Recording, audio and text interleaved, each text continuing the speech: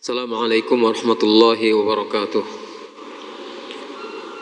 Innal hamdalillah nahmaduhu wa nasta'inuhu wa nastaghfiruh wa na'udzu billahi min shururi anfusina wa min sayyiati a'malina. May yahdihillahu fala mudilla lahu wa may yudlil fala hadiya lahu. Asyhadu an la ilaha illallah wahdahu la syarika lahu wa asyhadu anna Muhammadan abduhu wa rasuluh. Ya ayyuhalladzina amanu taqullaha haqqa tuqatih wa la tamutunna illa wa antum muslimun.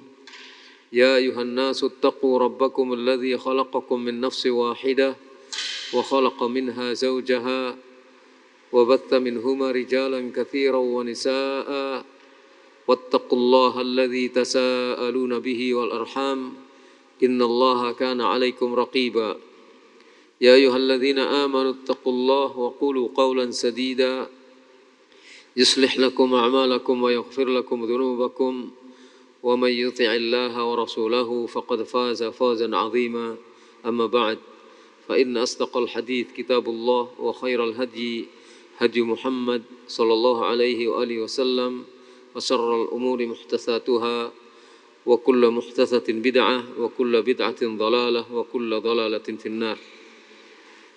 Sebelum kita mulai, saya menyarankan kepada hadirin yang belum punya kitab untuk punya kitab. Para khidmah sebaiknya punya kitab, karena kitab ini nanti bisa kita baca kembali. Setelah kita mengkaji, kita bisa baca kembali dan kita bisa mengkajinya kepada yang lain. Dan kitab ini perlu dikaji berulang-ulang. Perlu kita baca berulang-ulang dan perlu kita kaji berulang-ulang. Karena isinya adalah tentang tauhid. Bagaimana kita beribadah kepada Allah, bagaimana kita mentauhidkan Allah, apa saja yang termasuk dalam tauhid, apa saja yang termasuk dari pembatal tauhid, contoh-contohnya apa saja, detail-detailnya. Kitab ini cukup lengkap. Kitab ini cukup lengkap sehingga selayaknya thalibul ilmi mempunyai kitab ini supaya kita bisa membacanya berulang-ulang. Harganya tidak seberapa. Dibandingkan dengan ilmu yang terkandung di dalamnya, maka harga itu sangat murah, sangat-sangat murah. Nanti bisa bertanya kepada Ustadz yang bertanggung jawab untuk pengadaan kitab ini. Hadirin yang dirahmati Allah serta seluruh pendengar radio di mana saja berada dan seluruh pemirsa live streaming yang dirahmati Allah, kita masih pada bab yang ke-6, yaitu bab minasyirki lubsul halqati wal khayti wa nahwihima li raf'il bala'i au daf'ihi. Termasuk syirik memakai gelang, benang yang dilingkarkan ke pergelangan tangan atau dilingkarkan ke leher dan sejenisnya untuk menghilangkan bala atau untuk tolak bala.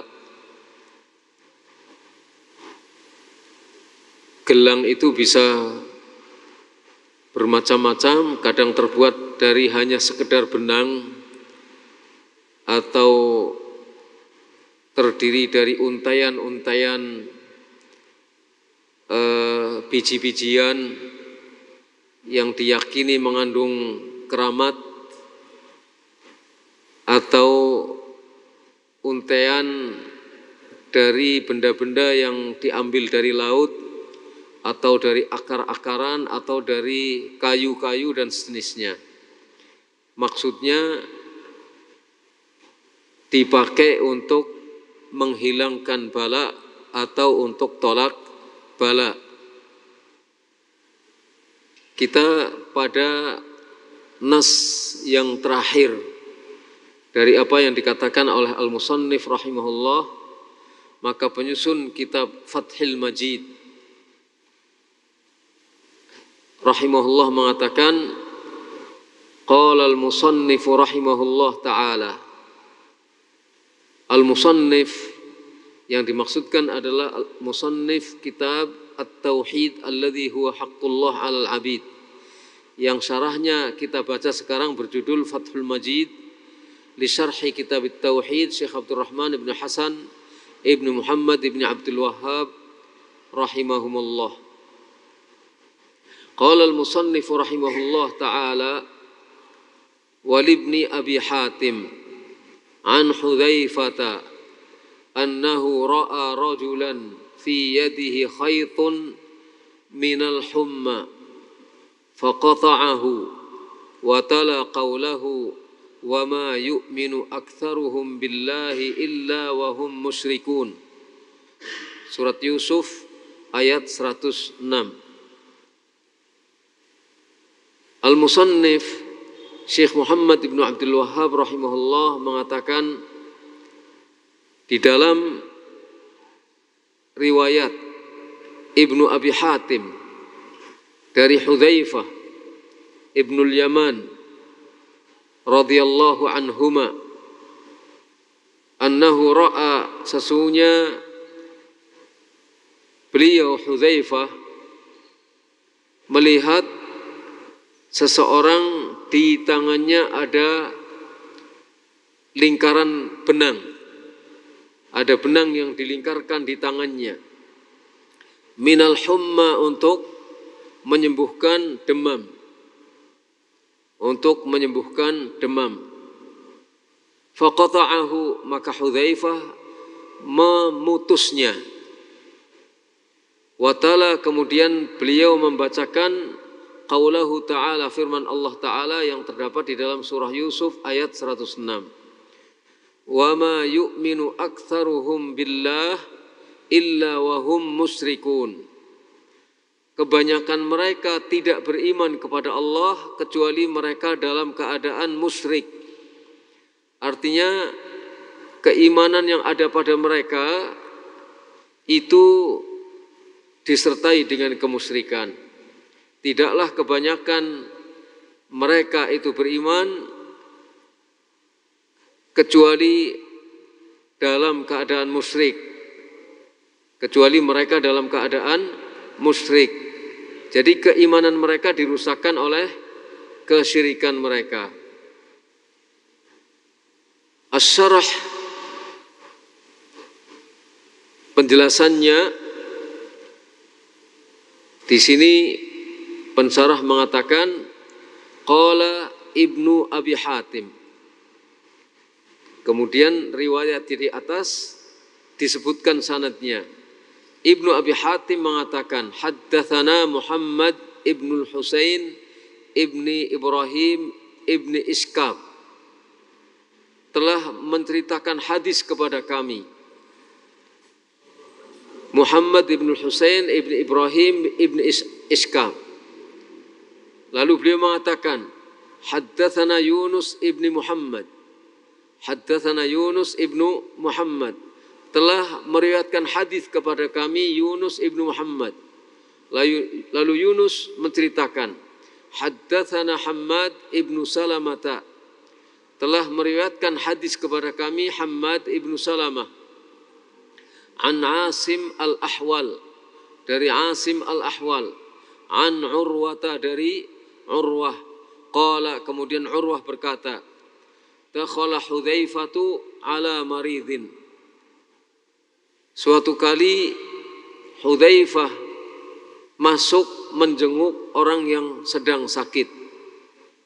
Fara'a fi adudihi sayran. Maka beliau melihat di lengan orang itu ada tali. Ada tali yang melingkar di lengannya. Faqata'ahu au intaza'ahu. Maka Hudzaifah memutuskan tali itu atau mencabutnya, mengambilnya dengan keras.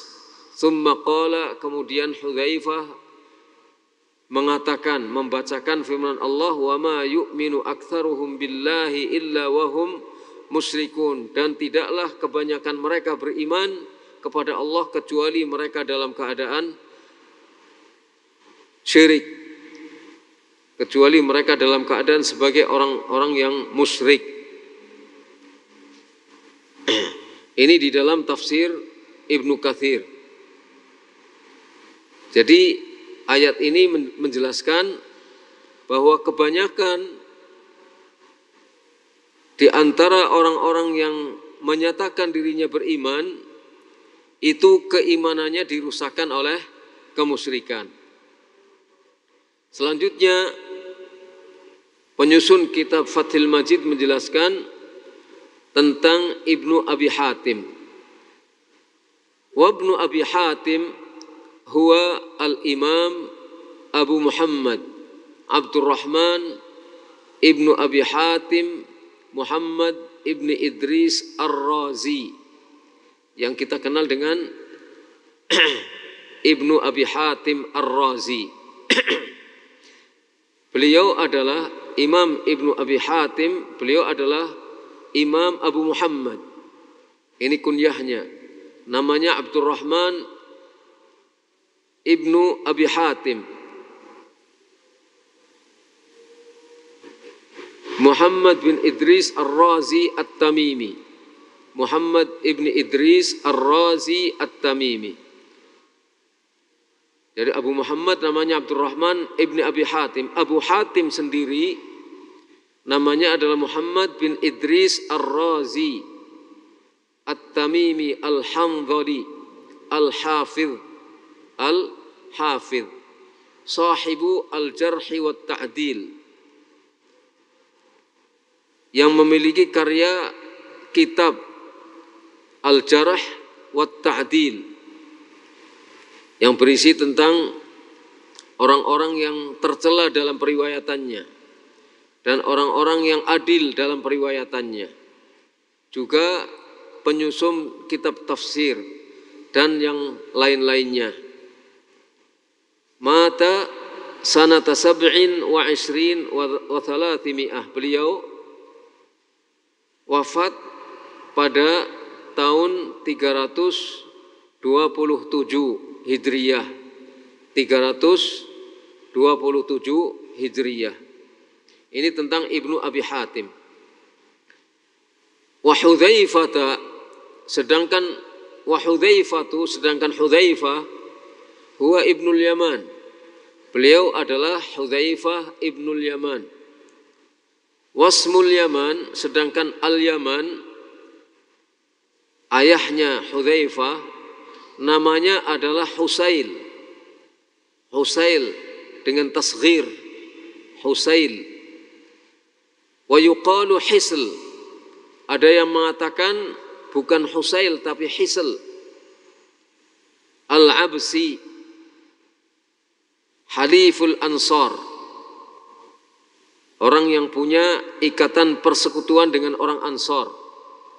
Karena Husail atau Hisl ini adalah orang Mekah yang waktu itu sebelum Islam membunuh seseorang, lalu melarikan diri ke Yathrib, ke Madinah, yang waktu itu namanya Yathrib. Kemudian menikah dengan orang Madinah, dengan orang Yathrib. Kemudian lahir Hudzaifah. Ada yang mengatakan Hudzaifah dilahirkan di Mekah tapi besar di Madinah. Karena karena melarikan diri itu, sehingga konon Hudzaifah itu pernah bertanya kepada Nabi SAW, apakah beliau termasuk orang muhajir atau orang ansor. Maka Nabi mengatakan, anta ya Hudzaifah minal muhajirin wal ansor. Engkau termasuk orang muhajir dan orang ansor. Wallahu a'lam tentang riwayat ini.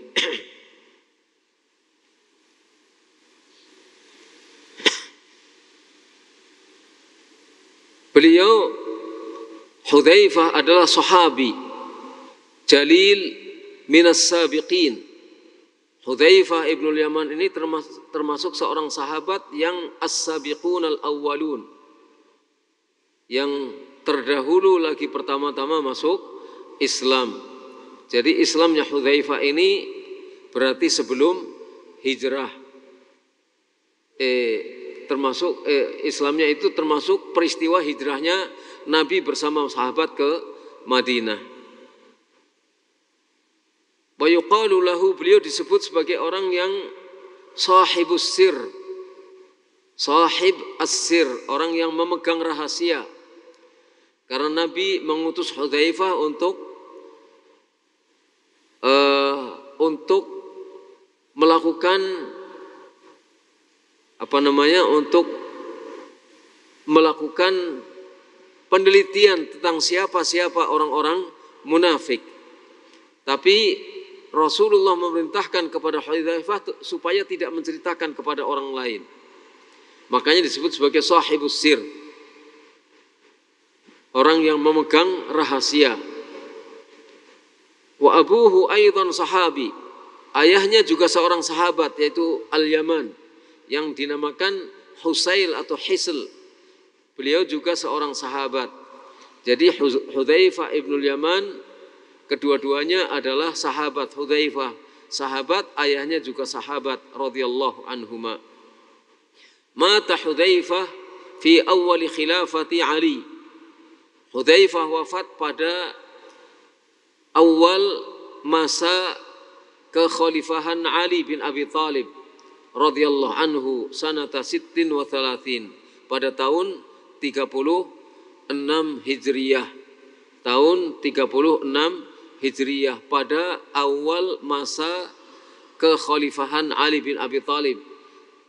Disebutkan wafatnya di daerah Madain. Qauluhu, perkataan perawi riwayat ini, ra'a rajulan fi yadihi khaytun minal humma, bahwa Hudzaifah melihat ada seseorang di tangannya melingkar benang untuk penyakit humma, demam. Ay anil humma, artinya untuk menghilangkan demam atau untuk menangkal demam. Wa kana al-juhalu yu'alliquna at-tamaim wal khuyut wa nahwahuma li daf'il humma. Dahulu orang-orang jahiliyah, orang-orang yang bodoh, orang-orang yang tidak faham tentang tauhid dan tidak faham tentang kemusyrikan, mereka melingkarkan, mengalungkan tamimah atau benang-benang dan yang sejenisnya untuk menangkal demam. Tamimah dikalungkan di leher atau benang, kemudian di sini ada di dadanya itu ada bandulnya, ada jimat, ada rajah, ada kalimat-kalimat atau ada huruf-huruf yang macam-macam. Tidak ada seorang pun yang paham makna dari itu kecuali hanya angan-angan. Ini dipakai untuk menangkal demam. Dan ini selalu terjadi hingga zaman kita yang sekarang ini. Di zaman modern masih percaya dengan hal-hal yang seperti itu. Di dunia yang sudah maju, di era yang sudah serba informasi seperti ini, dunia menjadi kecil, menjadi sangat global. Cara berpikir manusia sekarang itu sesungguhnya sudah maju dari sisi teknologi dan sains, tapi ketinggalan dalam sisi keyakinan. Jadi mereka tetap tertinggal. Enggak peduli apakah orang itu orang yang maju dalam keduniaan, tapi ternyata mundur dalam masalah keagamaan, dalam masalah keilmuan. dan mundur dalam masalah keyakinan. Kita tidak boleh seperti itu. Kita maju ya maju. Tidak ada kemunduran, tidak ada keterbelakangan dalam masalah keyakinan. Justru kita harus bertauhid kepada Allah dan meninggalkan kemusyrikan. Rupanya yang namanya kemusyrikan itu tidak peduli zaman. Yang namanya kemusyrikan itu tidak peduli terhadap zaman. Zaman apapun selalu di situ ada kemusyrikan. Karena syirik itu adalah satu target yang dikehendaki oleh syaitan. Supaya orang-orang terjerumus dalam kemusyrikan sehingga bersama-sama dengan iblis masuk kekal di dalam neraka. Maka ini adalah target yang sangat utama bagi iblis. Jadi tidak kenal zaman, tidak kenal waktu, tidak kenal masa, tidak kenal situasi dan kondisi. Pokoknya tujuan iblis adalah manusia harus menjadi orang yang terjerumus dalam kemusyrikan. Maka kita hati-hati terhadap kemusyrikan yang seperti ini. Kita kenali apa itu syirik. Termasuk syirik yaitu menggunakan tamimah atau menggunakan jimat-jimat yang dikalungkan untuk menangkal penyakit-penyakit atau untuk menghilangkan penyakit-penyakit. Warawa Waqi' an Hudzaifah annahu dakhala ala maridin ya'uduhu falamasa 'adudahu fa idza fihi khaytun faqala ma hadha qala syai'un ruqiya li fihi faqata'ahu wa qala law mitta wa huwa 'alaik ma sallaitu 'alaik. Waqi' meriwayatkan dari Hudzaifah, sesungguhnya Hudzaifah masuk menjenguk orang yang sakit. Kemudian dia meraba tangannya, meraba lengannya. Hudzaifah meraba lengan orang yang sakit. Ternyata di lengan orang itu ada benang yang melingkar. Faqala, maka Hudzaifah bertanya, ma hadza, apa ini? Qala, orang itu mengatakan, syai'un ruqiya li fi, sesuatu yang di dalamnya ada ruqyah untukku, untuk jimat, untuk mantra, untuk mengobati sakitku. Faqata'ahu, maka Hudzaifah memutuskan benang itu. Waqala, dan Hudzaifah berkata, andai kata engkau mati sedangkan benang itu masih melingkar di tanganmu, benang itu masih melingkar di tanganmu, maka aku tidak akan menyolatkanmu. Kalau engkau mati benang itu masih ada padamu, aku tidak akan menyolatkanmu. Tegas Hudzaifah ibn Yaman, enggak babi bu, enggak pakai muqaddimah yang berlama-lama. Kalau kamu mati masih memakai gelang untuk maksud menangkal penyakit, aku tidak akan menyolatkanmu. Kalau orang sekarang beda lagi, pelan-pelan dong, orang sakit nanti malah tambah beban bagi dia. Loh enggak, orang sakit itu kemungkinannya sembuh atau meninggal dunia. Kalau meninggal dunia dan kita tidak mengingatkan kemusyrikan yang dilakukan, celaka dia. Maka kasih sayang yang bagaimana? Untuk apa tujuannya dia mengunjungi orang yang sakit? Kan untuk memberikan kasih sayang, untuk menyayangi dia. Seorang yang sayang kepada saudaranya adalah mengingatkan ketika dia mau terjerumus ke dalam neraka. Bukan menyayangi dia, perasaannya diemong dulu, diemong perasaannya, tapi membiarkan kemusyrikan dia yang taruhannya adalah kekal di dalam neraka, atau minimal kalau itu syirik kecil, ya akan menghapuskan amalnya. Walaupun tidak kekal di dalam neraka, tapi ancamannya adalah neraka. Karena asyirkul asghar akbaru minal kabair. Syirik asghar itu lebih besar daripada dosa-dosa besar. Enggak bisa digunakan untuk main-main. Ini termasuk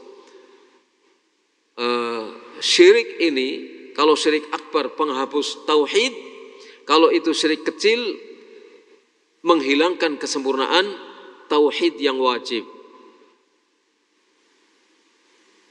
Wa fihi, di dalam riwayat ini terdapat penjelasan tentang ingkaru mithli hadza. Di dalamnya terdapat penjelasan tentang keharusan mengingkari tindakan yang seperti ini. Maksudnya pengingkaran terhadap perbuatan yang seperti ini, yaitu menggunakan apakah itu gelang atau kalung atau benang yang dilingkarkan di lengan atau di pergelangan tangan atau di leher untuk maksud menangkal bala, menangkal penyakit atau untuk menghilangkan penyakit. Jadi itu harus diingkari. Wa in kana ya'taqidu annahu sabab, sekalipun orang yang menggunakannya itu meyakini bahwa itu adalah sebab. Ini ikhtiar kok. Kan orang harus berikhtiar. Ini sebabnya pakai benang yang dilingkarkan ini atau pakai gelang. Ini sebab, ikhtiar. Semua orang menjawab ikhtiar kan? Fal asbabu la yajuzu minha illa ma abahallahu ta'ala wa rasuluhu. Sebab-sebab itu tidak boleh dilakukan dari sebab-sebab itu kecuali apa yang diperbolehkan oleh Allah dan Rasulnya. Jadi sebab itu tidak boleh dilakukan kecuali sebab yang diperbolehkan oleh Allah dan Rasulnya. Semua orang mengatakan ini sebab. Ya, ada tutup gelas misalnya taruh sini. Tutup gelas, ini itu ditaruh di kepala, di tengah terik matahari. Kenapa ditaruh di atas kepala? Supaya enggak kepanasan. Ditaruh di atas kepala, di tengah hujan yang lebat. Kenapa ditaruh kepala? Supaya enggak kehujanan. Loh, ini sebab. Kata dia ini sebab. Daripada enggak ada payung, saya mengambil sebab inilah. Tutup gelas ini untuk dipayungkan di atas kepala supaya enggak kehujanan.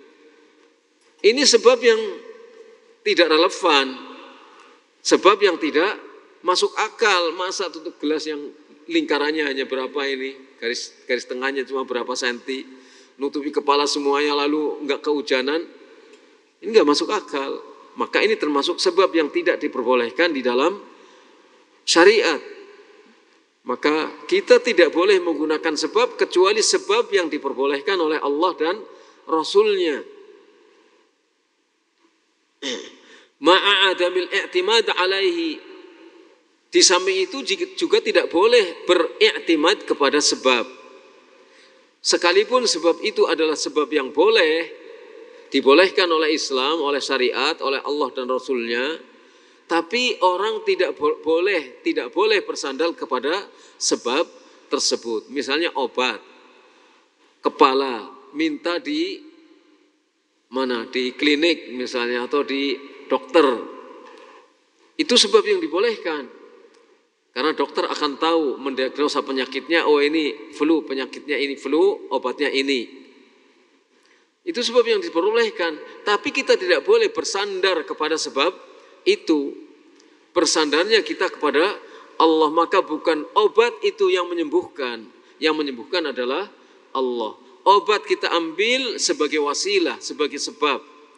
Karena itu diperintahkan di dalam Islam.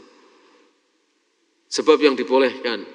Tapi kita tidak boleh meyakini dengan obat ini pasti sembuh, nggak bisa. Yang menyembuhkan adalah Allah. Makanya Ibrahim mengatakan, fa idza maridtu fahuwa yashfin. Kalau aku sakit, dialah Allah yang akan menyembuhkanku. Wa ammat tamaim wal khuyutu wal huruzu wat talasimu wa nahwu dzalik mimma yu'alliquhu al juhal fahuwa syirkun yajibu inkaruhu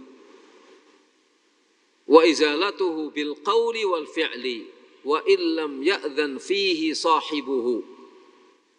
Adapun tamimah itu sesuatu yang dikalungkan, isinya adalah mantra-mantra atau raja-raja atau jimat-jimat.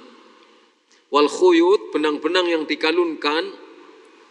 wal hurus wal talasim, jimat-jimat dan yang sejenisnya dari apa-apa yang dikalungkan oleh orang-orang bodoh, orang-orang jahil, maka itu semuanya adalah syirik. Itu semuanya adalah syirik. Wajib untuk diingkari dan wajib untuk dihilangkan baik dengan kata-kata atau dengan perbuatan. Wajib untuk diingkari baik dengan kata-kata atau dengan perbuatan. Seperti yang dilakukan oleh Hudzaifah dengan perkataannya dan perbuatannya. Perbuatannya langsung mencabut kalung yang sedang dipakai oleh orang yang sakit atau benang yang dilingkarkan di lengan orang yang sakit dicabut. Ya. Wa illam ya'dzan fihi sahibu, meskipun pemiliknya tidak mengizinkan. Coba, enggak harus izin dulu. Cabut saja. Karena hubungannya adalah dengan kemusyrikan. Ya. Ini tentu ketika kita punya kekuasaan untuk itu, punya kemampuan untuk itu.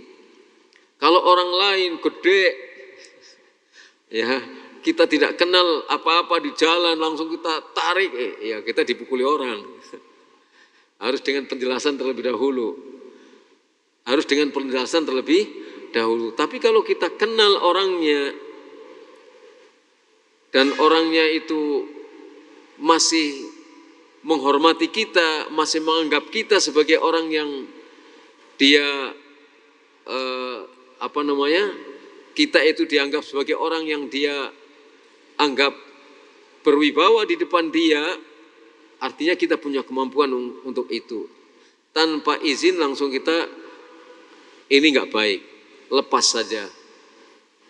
Karena kalau kamu seperti ini, kamu dalam kemusyrikan. Kalau kamu meyakini masalah ini, kamu dalam kemusyrikan. Jika kamu mati akan berbahaya bagi kematianmu.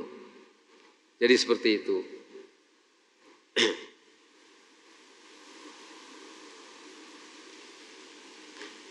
Jadi disitulah letak pentingnya amar ma'ruf nahi mungkar. Kehidupan kaum muslimin akan menjadi selalu di dalam rahmat Allah.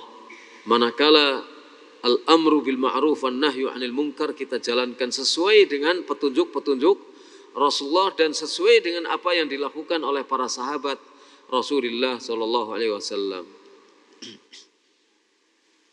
Qauluhu,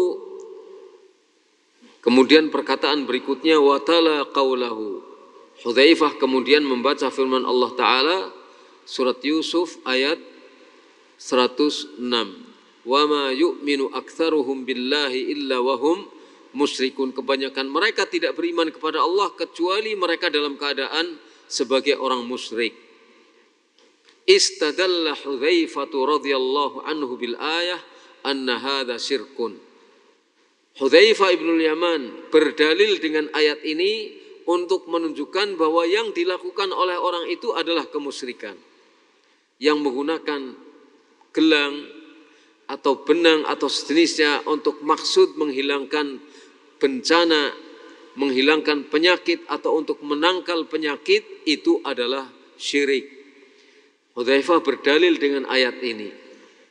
Padahal ayat ini adalah ayat yang hubungannya dengan syirkun akbar. Hubungannya dengan syirik akbar. Tapi Hudzaifah berdalil dengan ayat ini bahwa itu yang dilakukan oleh orang itu adalah kemusyrikan. Fafihi, maka di dalam hal ini terdapat penjelasan tentang sihhatul istidlal ala syirkil asghar bima anzalahullah fi syirkil akbar. Tentang bolehnya, tentang benarnya berdalil untuk menunjukkan syirik asghar, berdalil dengan ayat atau dengan wahyu yang Allah turunkan yang asalnya itu untuk menunjukkan syirik akbar. Jadi boleh untuk berdalil dengan ayat untuk menghilangkan syirik asghar, padahal ayat itu asalnya untuk menunjukkan syirik akbar. Jadi aslinya menggunakan benang, gelang dan seterusnya karena mengikuti tradisi itu adalah syirik asghar. Syirik asghar, kecuali dia beriktiqad inilah yang menyembuhkan, maka menjadi syirik akbar. Tapi karena hanya mengikuti, ikut-ikutan sama orang katanya ini, kemudian ada sedikit kepercayaan, itu minimal adalah syirik asghar. Bisa menjadi akbar kalau keyakinannya penuh terhadap benda itu. Kalau meyakini itu sebab, ini hanya sebab, maka ini adalah syirik asghar. Jadi kalau meyakini benang ini hanya sebab untuk menangkal penyakit, itu adalah syirik asghar. Tapi kalau meyakini bahwa benang ini penyembuh, maka menjadi syirik akbar. Tapi syirik asghar, Hudzaifah menggunakan dalil dengan ayat yang menunjukkan untuk syirik akbar, maka dibenarkan itu. Dibenarkan kita berdalil dengan ayat yang menunjukkan untuk syirik akbar, untuk kemudian kita menggunakannya untuk syirik asghar.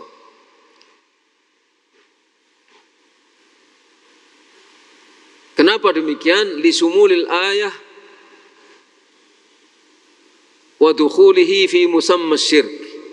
Karena ayat ini mencakup semua kemusyrikan yang akbar maupun yang asghar. Ayat ini mencakup semua kemusyrikan.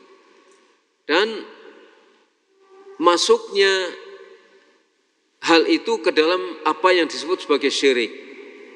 Jadi masuk ke dalam apa yang disebut sebagai syirik.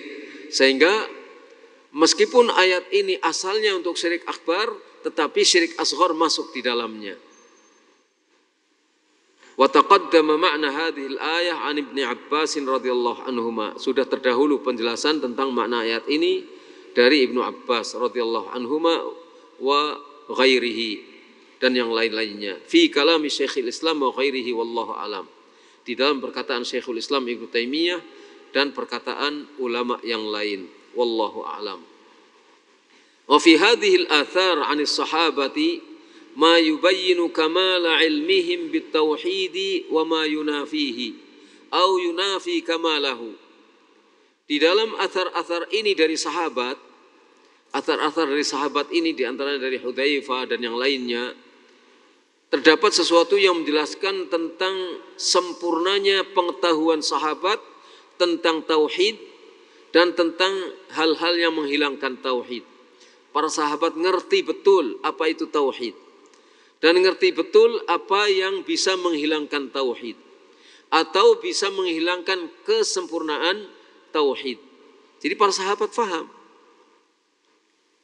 Maka kalau kita ingin tahu, ya kita harus mengetahui ilmunya para sahabat dengan membaca riwayat-riwayat dari para sahabat. Karena mereka adalah orang yang paling tahu tentang Al-Quran setelah Rasulullah SAW. Mereka adalah orang yang paling tahu tentang hadis-hadis Nabi SAW sesudah Nabi SAW. Bagaimana penempatan ayat, bagaimana penempatan hadis, bagaimana mengamalkan ayat, bagaimana mengamalkan hadis, mereka lebih tahu. Jadi kita harus merujuk kepada ilmu mereka di dalam memahami Al-Quran dan Sunnah. Qala al-musannif rahimahullah. Selanjutnya al-musannif rahimahullah mengatakan fihi masail. Dalam bab ini terdapat beberapa masalah. Ini kesimpulan. Al-ula at-taghlidh fi lubsil halqati wal khayti wa nahwihima limithli dhalik. Penyikapan dengan tegas dan keras terkait dengan pemakaian gelang, benang dan sejenisnya untuk tujuan seperti itu. Untuk tujuan apa? Menghilangkan penyakit, menghilangkan bala atau menangkal penyakit atau untuk tolak bala. Jadi harus ada penyikapan yang tegas terkait dengan masalah ini. Enggak ada pelintat-pelintut, tegas. Karena hubungannya kita ingin orang selamat bersama-sama dengan kita. Bukan untuk menang sendiri, bukan untuk mencaci maki orang, tapi kita ingin orang selamat bersama-sama dengan kita. Dunia dan akhiratnya. Ats-tsaniyah, masalah yang kedua, anna sahabiyya law mata wa hiya alaihi ma aflaha. Sekalipun dia seorang sahabat, jika dia mati sedangkan dia membawa hal yang mengandung syirik seperti itu, maka dia tidak akan beruntung. Ma aflaha, dia tidak akan beruntung.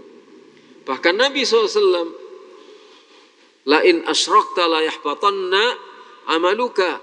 Nabi sekalipun, jika engkau syirik kata Allah, maka akan sia-sia amal yang kamu lakukan.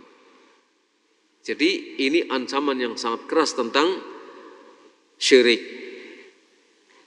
Fihi syahidun li kalamis sahabah. Di dalamnya juga terdapat syahid tentang bukti yang membenarkan tentang perkataan sahabat. Di dalamnya terdapat pembuktian tentang benarnya perkataan sahabat. Apa perkataan sahabat? Anna syirkal asghar akbaru minal kabair. Bahwa syirik asghar lebih besar daripada dosa-dosa besar. Syirik asghar lebih besar daripada dosa-dosa besar yang lain, yang bukan syirik. Ats-tsalitsah, yang ketiga, annahu lam yu'dzar bil jahalah. Bahwa kemusyrikan seperti itu tidak termaafkan karena ketidakmengertian. Tidak termaafkan karena ketidakmengertian. Jadi kesempatan untuk belajar ada, tapi dia tidak mau belajar. Jalan terus dengan apa yang menjadi kebiasaan masyarakat. Padahal itu adalah kemusyrikan. Kalau enggan untuk belajar, tidak mau mengetahui, maka ketika dia tidak mengerti, tidak ada maaf bagi dia. Tidak ada maaf bagi orang yang tidak mengerti tentang ini, karena untuk mengerti kesempatannya ada, tapi dia tidak mau.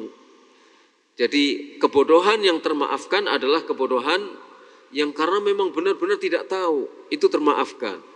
Benar-benar tidak tahu, kesempatan tidak ada, peluang tidak ada untuk tahu. Dia tidak tahu, tidak mengerti, dan tidak mau mengerti. Ketika diingatkan juga tidak mau mengerti, maka kebodohannya ini tidak termaafkan. Yang termaafkan adalah yang benar-benar tidak tahu. Ar-rabi'ah annaha la tanfa'u fil ajilah. Bahwa benang gelang yang dipakai untuk menghilangkan bala atau untuk tolak bala itu tidak bermanfaat di dunia ini. Fil ajilah, enggak bermanfaat di dunia ini. Bal tadurru, bahkan berbahaya bagi kehidupan dunianya. Liqaulihi la taziduka illa wahna. Karena Nabi bersabda, ini tidak menambahkan kepadamu kecuali hanya kelemahan saja. Kamu semakin lemah saja, tidak mempunyai thiqah billah, tidak punya kepercayaan kepada Allah Subhanahu wa taala. Justru kepercayaannya kepada hal-hal yang tidak layak untuk dipercayai. Wong gelang benang dilempar saja diam saja, diputuskan juga putus, gak bisa melakukan perlawanan, bagaimana? Dianggap sakti, dianggap bisa menghilangkan mara bahaya atau bisa tolak bala. Al-khamisah, yang kelima, al-inkar bit-taghlidz ala man fa'ala mithla dzalik. Pengingkaran dengan keras, dengan tegas terhadap orang yang berbuat seperti itu. Jadi ada pesan supaya mengingkari dengan tegas terhadap orang yang melakukan seperti itu. Apalagi kalau itu masih sanak famili kita sendiri atau tetangga kita. Ini yang perlu kita bangun adalah kepedulian kita. Kepedulian kita kepada tetangga kita, kepada lingkungan kita. Tapi umumnya kita tidak peduli. Umumnya kita tidak peduli dengan keselamatan orang lain. Yang difikirkan hanya dunia saja. Karena saking cintanya kepada dunia, untuk mengingatkan hal seperti itu enggak berani. Nas'alullaha an yuwaffiqana lima yuhibbuhu wa yardah. As-sadisah at-tasrih bi anna man ta'allaqa syai'an wukila ilaihi. Ada penegasan yang jelas bahwa orang yang mengalungkan sesuatu dia akan diserahkan kepada sesuatu itu. Orang yang mengalungkan sesuatu dengan menyerahkan kehidupannya kepada sesuatu itu, maka dia akan diserahkan kepada sesuatu itu. Maksudnya Allah tidak akan ngurusi, tidak akan diurus oleh Allah, akan ditinggalkan oleh Allah Subhanahu wa taala. As-sabi'ah at-tasrih bi anna man ta'allaqa tamimatan faqad asyraka. Penjelasan yang jelas bahwa orang yang mengalungkan tamimah terjerumus dalam kemusyrikan. Sungguh dia telah melakukan perbuatan syirik. Yang kedelapan, anna ta'liqal khayti minal humma min dzalik, bahwa mengalungkan benang untuk maksud menghilangkan demam atau menangkal demam termasuk yang demikian itu, termasuk syirik. At-tasi'ah tilawatu Hudzaifah al-ayah. Bacaan Hudzaifah ibn Yaman terhadap ayat yang tadi kita sebutkan. Surat Yusuf ayat 106. Dalilun ala anna sahabata yastadilluna bil ayat allati fi syirkil akbar ala al-asghar. Kama dzakara Ibnu Abbas fi ayatil Baqarah. Ini terdapat dalil bahwa sahabat berdalil dengan ayat-ayat yang untuk menunjukkan syirik akbar digunakan sebagai dalil untuk syirik asghar. Sebagaimana disebutkan oleh Ibnu Abbas terkait dengan satu ayat di dalam surat Al-Baqarah. Al-ashirah yang ke-10, anna ta'liqal wad'i 'anil 'aini min dzalik. Mengalungkan biji-bijian dari kerang misalnya, itu untuk menangkal penyakit ain, ini termasuk syirik. Kemudian yang ke-11 ini yang terakhir, ad-du'a'u ala man ta'allaqa tamimatan annallaha la yutimma lahu wa man ta'allaqa wad'atan fala wada'allahu lahu ay tarakallahu lahu. Adanya doa buruk, doa jelek untuk orang yang mengalungkan tamimah, didoakan jelek. Bagi orang yang mengalungkan tamimah, doanya adalah Allah tidak akan memberikan kesempurnaan kepada dia. Dan barang siapa yang mengalungkan wada'ah, kalung terbuat dari kerang-kerang untuk maksud menangkal bala, maka Allah akan meninggalkannya. Fala wada'allahu lahu ay tarakallahu lahu, artinya Allah akan meninggalkannya. Ini ada dua penafsiran. Fala wada'allahu lahu, artinya Allah akan meninggalkannya, satu. Yang kedua tafsirnya, fala wada'allahu lahu, didoakan orang itu tidak akan Allah berikan ketenangan dan ketentraman. Fala wada'allahu lahu maksudnya alla yaj'alahu Allahu fi da'atin wala sukunin. Allah tidak menjadikannya dalam ketentraman dan ketenangan. Jadi, orang yang mengalungkan itu tidak akan mendapatkan ketenangan. Didoakan untuk tidak mendapatkan ketentraman dan ketenangan. Atau maksudnya Allah akan meninggalkannya, tidak akan diurus oleh Allah Subhanahu wa taala. Ini adalah beberapa detail yang terkait dengan hal-hal yang bisa membatalkan tauhid atau bisa menghilangkan kesempurnaan tauhid. Karena syirik asghar, betapa asgharnya suatu syirik, kalau itu termasuk syirik maka akan menghilangkan kesempurnaan tauhid yang wajib. Sekalipun tauhid tidak hilang keseluruhannya, tapi kalau orang sudah melakukan syirik asghar, maka kesempurnaan tauhidnya menjadi ternoda. Ya, kesempurnaan tauhidnya yang wajib karena dia telah melakukan perbuatan syirik.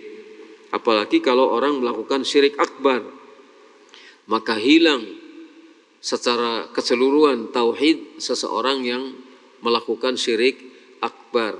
Dari sini hendaknya setiap muslim, setiap orang yang ingin sungguh-sungguh beribadah kepada Allah satu-satunya harus berhati-hati terhadap ancaman syirik, baik yang asghar apalagi yang akbar.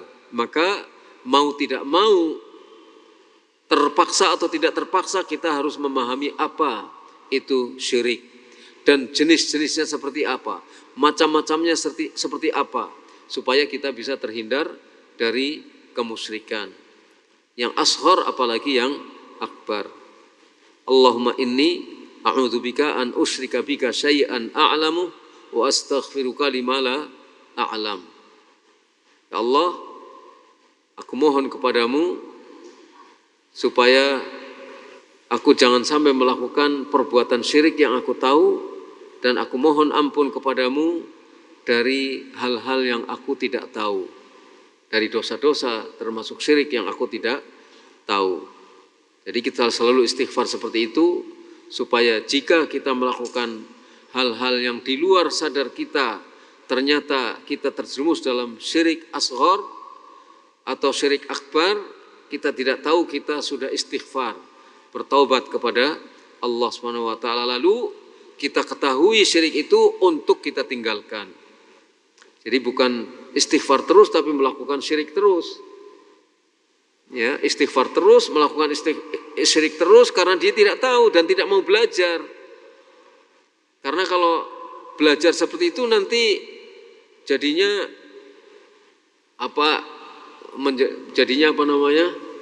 tasaddud, keras. Bukan, ini kaitannya dengan penyelamatan terhadap diri kita sendiri. Enggak peduli apa kata orang ya. Kalau kita untuk menyelamatkan diri kita sendiri, keluarga kita, apa kata orang, terserah apa kata orang. Toh mereka ketika kita celaka, mereka tidak akan bisa menolong kita untuk menyelamatkan kita nanti di akhirat, enggak bisa.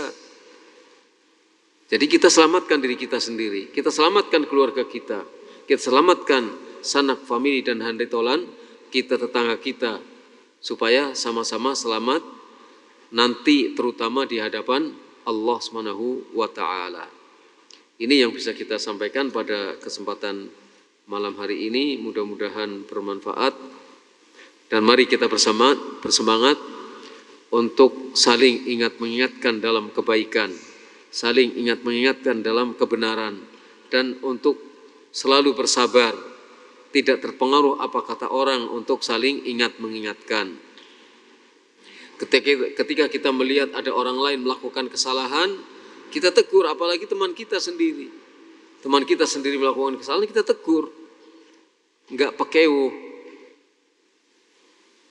Ya, karena kita intinya ingin supaya kita sama-sama selamat. Mudah-mudahan bermanfaat. Nas'alullah yuwaffiqana wa iyyakum, wa sallallahu ala nabiyyina Muhammad wa ala alihi wa sahbihi ajma'in. Subhanakallahumma wa bihamdika asyhadu an la ilaha illa anta astaghfiruka wa atubu ilaik. Assalamualaikum warahmatullahi wabarakatuh.